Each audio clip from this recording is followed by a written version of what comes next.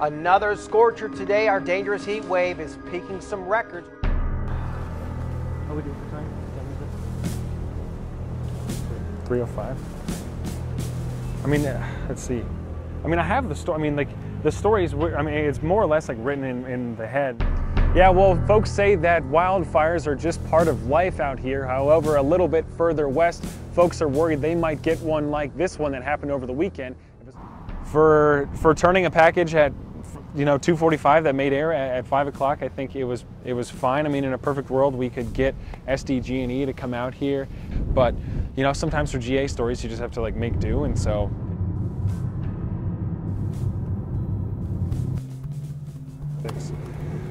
All right, so what I'm doing is logging this one soundbite because I'm trying to get this package on for the 5 o'clock. This was a late interview. This is not an ideal situation, but we are making the most out of it. Max is finally getting to eat his Rubios and really delicious smelling. I can imagine. It smells like they're fish tacos, very citrusy. Yeah. Well, this is a luxury I'm not usually afforded as an MMJ by ranking or category of my job. Max is editing this, which is really terrific. He shot it, so it's going to look the best that it can. He's going to optimize the shots because he was the guy behind the trigger. So this is one of those days where I get to do a little bit less work, but there's still kind of the pressure of trying to make the deadline. But it seems like we got it done. The power utility says they've only had to shut down the wind. Pick up 3, 2. The power utility says they got to make sure I do my part, nail the live shot, don't stumble, and just kind of come across like the authoritative news figure folks want us to be, right? That led the newscast today as a package. I'm fine with that. The one that's going to lead the newscast at 6 after the weather person, I'm fine. They're going to be fine. So,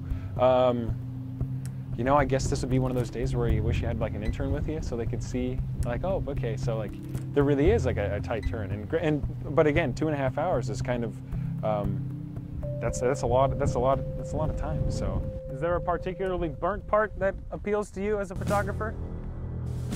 Our team coverage continues with 10 News reporter Travis Rice. He's live at Campo, where they have seen some of the most dangerous conditions. And Travis, threat of wildfires out there, they'd have to have neighbors pretty worried. This is what I show to people who are throwing their cigarettes out. She says it gets a lot of use. How many people you figure have had that sign flashed at them? The last week, probably 10. She understands that it may be a part of their habit, but she says it poses an even bigger consequence. My empathy goes for those whose houses are burned, whose families no longer have a home to go to based on the ignorance of someone throwing a cigarette out the window. No word on what caused the fire here over the weekend. Officials say that the cause of this one is still under investigation. Live at the Campo Indian Reservation, Travis Rice, 10 News.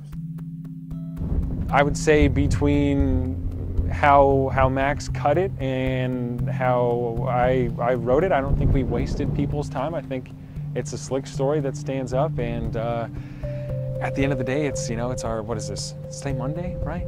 Tuesday. Tuesday? Okay, it's just kidding. I know it's Tuesday.